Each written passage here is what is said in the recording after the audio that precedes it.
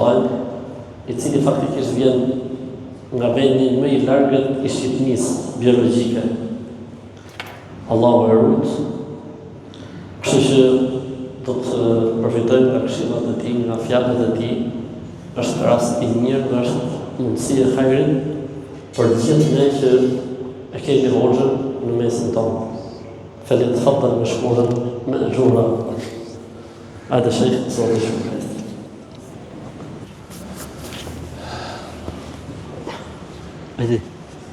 السلام عليكم ورحمة الله وبركاته. بسم الله الرحمن الرحيم. الحمد لله والصلاة والسلام على رسول الله. حمد الله عز وجل për mirësitë e tij të panumërta.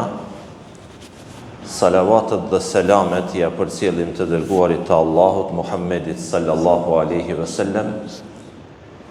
I lutem Zotit Gjelle Gjelaluhu me emrat e tij, sifatet e tij, që Allahu Azze ve Gjell ta pranoj namazin ton të yatsis që e falëm. Ibadetet, lutjet, duat që I kemi bo, Allahu Azze ve Gjell inshallah gjitha ato I bon kabul I pranon. Amin. Unë pak jam plak, I kam bo 50 I kam kalu. Mashallah nuk dukesh, nuk jep. Mashallah. Allah I nderoft. Harrova imamin reqatin e parë cilën sure e lexoj. E dytën? Mirë. A falëm yatsin na? Tamam. Mboni përshtypje leximi, meditimi, kështu që sinqerisht nga zemra një këshill mirë në seriozisht.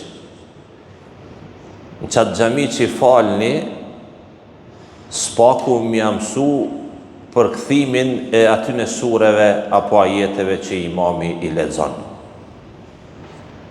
Se njeriu kënaqet në veçanti këto dy sure që u lexuan, e betimet Allahu Azze ve Gjell që I bon, janë të rëndësishme për gjithë neve. Pse? Se nëse ndalemi dhe rikujtojmë ajetin e parafundit të surës Kehf, Allahu Azze ve Gjell thot: "Qul law kana al-bahru midadan li kalimati rabbi lanafida al-bahru qabla an tanfada kalimatu rabbi walau ji'na bimithlihi madada." Thua jo Muhammed, sikur deti tjetë boj ngjyrë për t'i shkru fjalët e Zotit tim, lanafida al-bahru, do të shterej deti, qabla an tanfada kalimatu rabbi, para se të përfundonin fjalë, domethënien dhe kuptimet e fjalëve të Zotit tim, walau ji'na bimithlihi madada, edhe sikur të sjellnim një det tjetër. Nga thellësia e zemrës, kosovarçen ju pe kuptoni, nga loçka e zemrës, bëne këtë lutje, o Zot, bëne Kur'anin pranver të zemrave tona.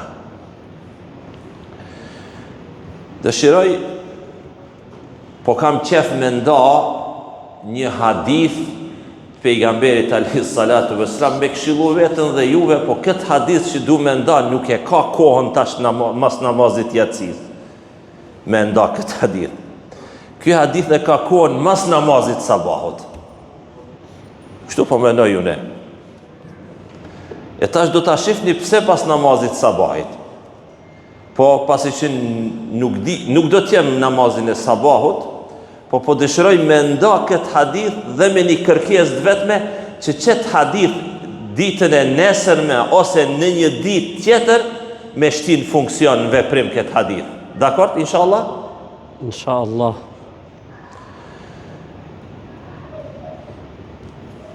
I dërguari Allahut Muhamedi sallallahu alaihi wasallam një ditë pas namazit sabahut sahabëve ju drejtu me disa pyetje. Po mundona mi rikujtu ato pyetjet gjitha, nëse ndonjë ngel, imami më ndihmon inshallah. I dërguari Allahut i drejtohet sahabëve dhe thot: "Men asbaha minkumul yawma sa'ima." Kush sot prej jush është agjerueshëm?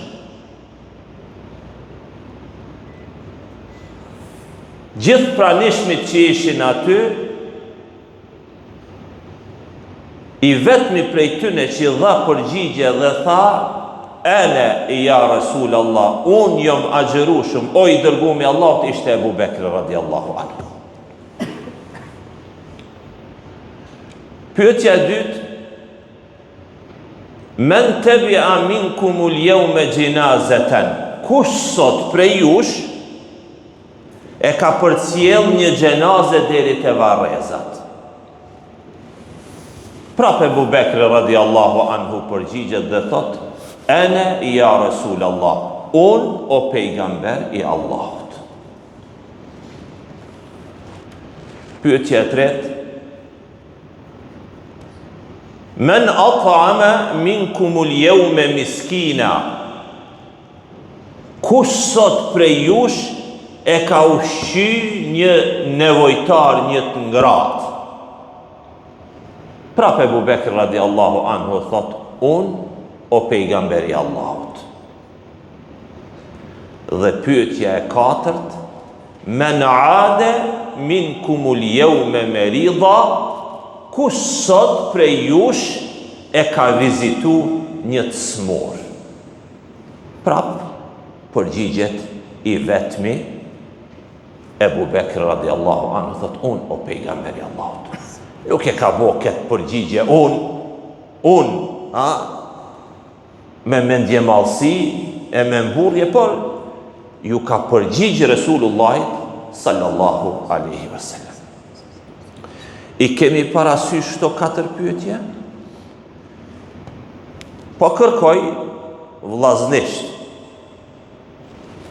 një ditë prej ditëve, ose ditën e nesërme, ose një ditë prej ditëve, qëto me i shtin funksion brenda ditës. Tani është lehtësu, ditën e nesërme, kush ka shku te rahmeti Allahut, e dim se është nesër një varrim, na ka vdek një vlla ose një motër, dhe të vendosim ditën e nesërme me agjeru. Pra, agjerim në namazin e drekës, apo të qindis, apo në një orar kohë tjetër, vendos edhe me shku me fal namazin e gjenazës një vlla apo një motre, dhe me përcjell te varrezat, bo. E treta, 100 lek i kabe dikush me i dhon sadaka, 50 leka një buka një, jep sadaka. O realizu edhe treta? E katërta, është dikush i smur në familje, ka një gripa, një flama, një zarmia, një diçka, ose në lagje, ose dikun, shkon edhe e viziton, dhe ja pra do thot, këto 4 veprime bohen brenda ditës. E nëse i bojmë që to 4, ta i realizojmë qka? I dërguari Allahut në fund na përgëzon kështu. Thot: "Idha ijtama'na fi imri'in illa dakhala al-janna." Kur çeto grumbullohen te një person, ai hyn në xhennet. Vetë se hyn në xhennet, Allahu na i mundsoft xhennetin. Një koment i kësaj të fundit është se ky person, nëse i bën grumbull këto 4 veprime, ky person thirret prej dyerve të xhennetit, urno dhe hyn në xhennet. Kjo ishte këshilla që desha me nda, e kjo këshilla ka kohën mas namazit sabahut, por unë e ndava me vllaznit e mi këtu pas namazit yatsis. Dhe po du me e përmbyll, duke mos e zgjatë shumë, po kam një dua për gjithë juve që tu, por me lejen e juj kisha me veçu vllaun ton, hoxhën ton nderuar Imam Ahmedin. Gjithmonë kur më shkon mendja te Imam Ahmedi, zoti edhe njëherë u shpallë mbreti i Shqipnisë, di? Imam Ahmed, mbjen Imam Ahmed ibn Hanbeli, Allahu e rujt Imam Ahmedin ton. Një dua për gjithë juve, në veçanti për hoxhën ton Imam Ahmedin. Një ditë Rasulullah sallallahu alaihi wasallam me sahabet në xhami. Dhe hyn një person, falet në skaj xhamis dhe ky personi e bon një dua. Resulullahi e dëgjon duan e tij dhe sahabëve i thot që ky ju lut Allahut me emrin e tij të madh.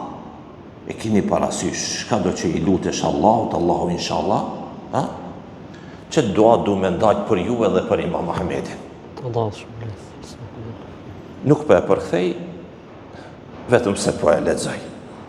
Allahumme inni es'aluke bi enni ashhadu annaka anta Allah.